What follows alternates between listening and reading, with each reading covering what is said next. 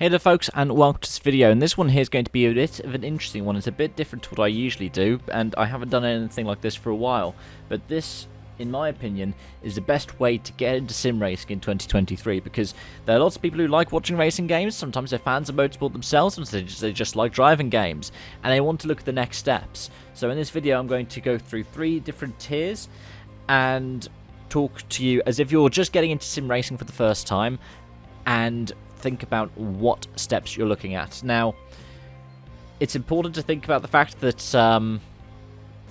there's a lot of investment that you have to do, especially up at the higher end, both in terms of capital, so money and the amount of effort you need to go to, but also the amount of time that you need to invest.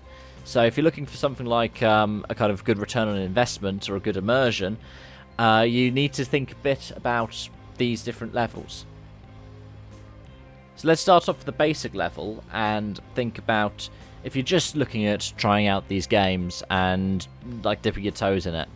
So you can just get a kind of off-the-shelf computer if you're looking at getting something that's sort of all-in-one and does a lot of different bits and pieces.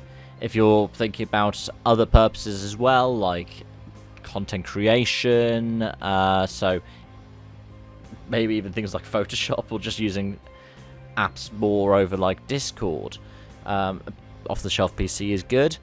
At the same time, this is the only level where I'm really going to recommend stuff that is console specific, so Xbox and PlayStation, that is. And what kind of games would I recommend for that one? And I will refer to them as games. I know some people refer to them as sims, and there's a whole big argument about it.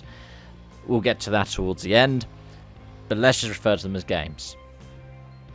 A good starter is the original Assetto Corsa. Now, this is more the case on computer because it's very easy to mod if you use something like Content Manager, and you can do so many different things with the game. It is incredibly affordable, and you can just really enjoy yourself with it. And it's one of those ones where, well, we'll get into the peripherals in a moment, but you can use it on really any kind of peripheral. Another one's the F1 game, and I know some people who are a lot more purist or elitist will laugh at that, but the F1 game is actually a good way to get involved, especially if you think about online racing.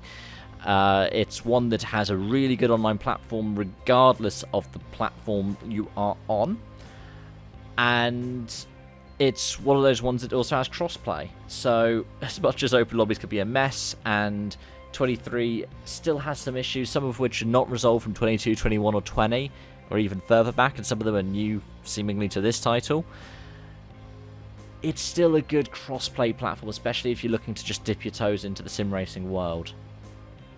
In the same kind of way, any of the WRC games are good if you're looking at point-to-point rally racing. And I know they're a bit floaty, I know they're not necessarily the most realistic, but there is so much content for you to enjoy in there.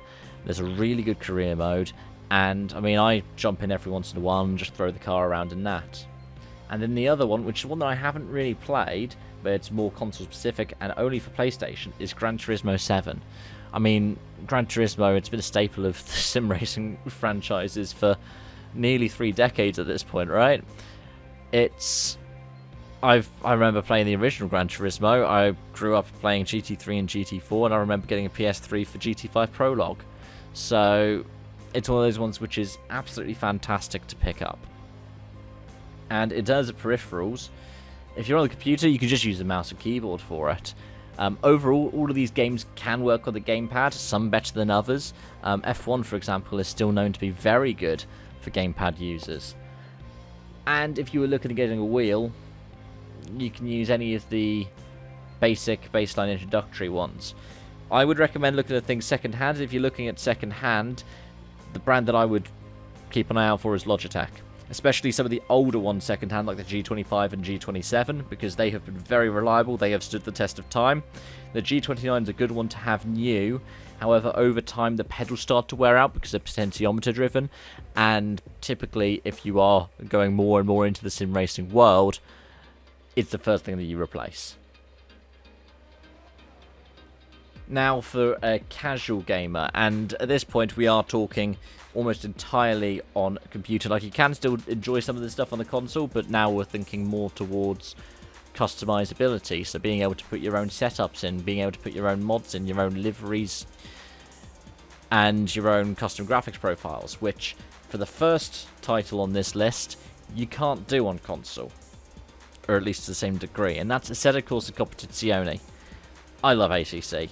I've got over 1,000 hours in the game. I think it's my most played game on Steam now, and it's because I use it for so many different things: broadcast, competing, design, just going back and looking over old races. It's one of those kinds of all-in-one sims. Even though it's primarily focused on tin top racing, it feels like an all-in-one.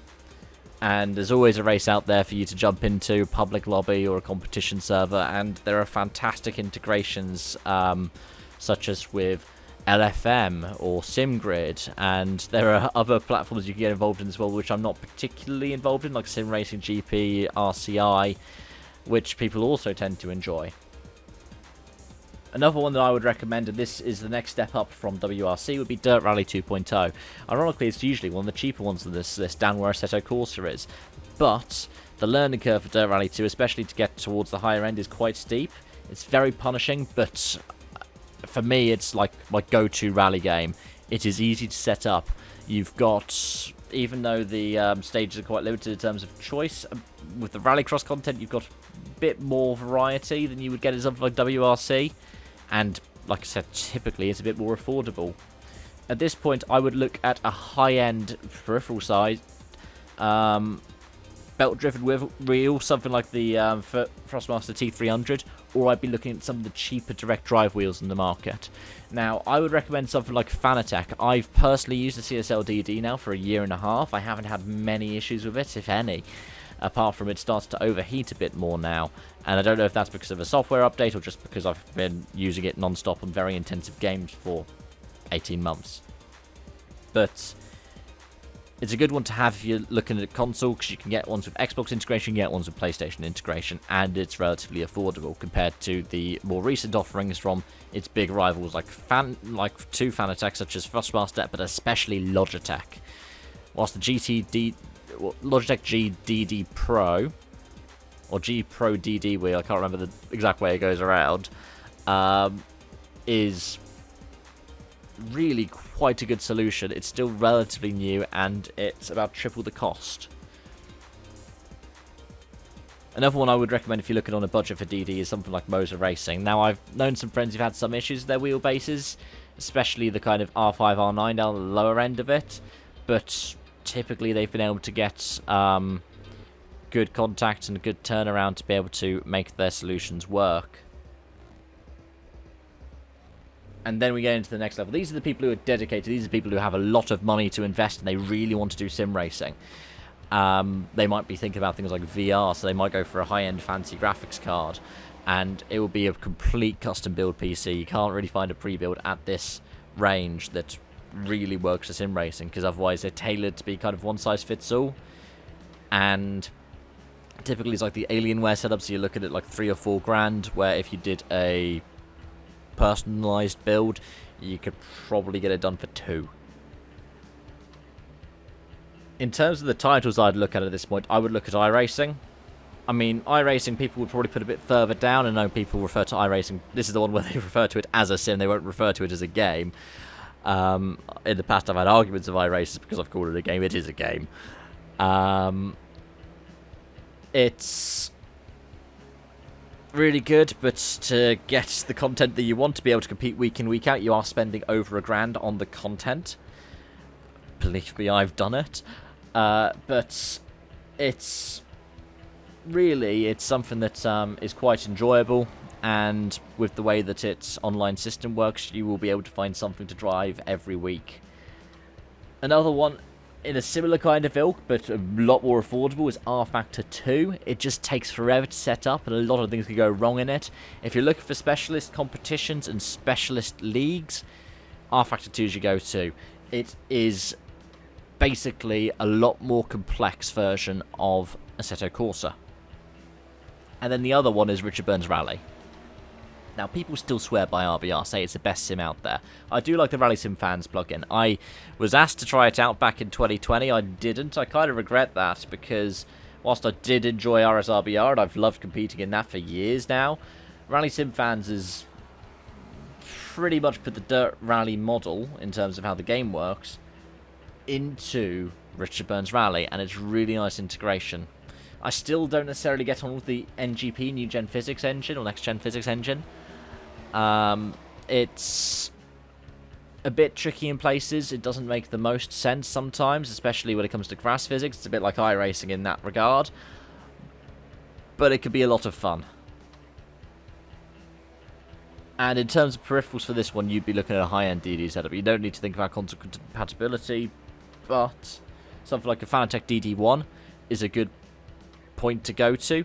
Of course, this is where you look at a custom rigs. Unlike with the last two tiers, where you could get a smaller thing like a play seat or a next level racing, what do they call it, the FGT, the one which is like all those fold out ones to make it compact. Here you will need a proper rig. The Fanatec DD1 is a lot more reliable by the looks of things compared to the DD2. There have been lots of QA issues with DD2s. I've known a friend who had to go through and get it refunded and then switched over to a Simucube, which I'll get onto in a moment in terms of brands. And, of course, I think Darren McCormack, who is a very well-known player in ATC, had his DD2 fail on him during the SRO Spa 24 Professional Esports Series last year. And he switched over, I believe, to a Simucube as well, not long after. And those specialist brands are brilliant as well. Simucube is a good one to look at. When you look at the pedal brands such as Heusinkveld, those are typically your go-tos. And for those ones, you do need, like, gloves and boots and the whole 9 yards. But if you're really serious about your sim racing, that's where you can go. But those are my thoughts. Let me know yours in the comment section down below. Any other recommendations? Thank you so much for watching. I hope to see you around. Bye-bye for now.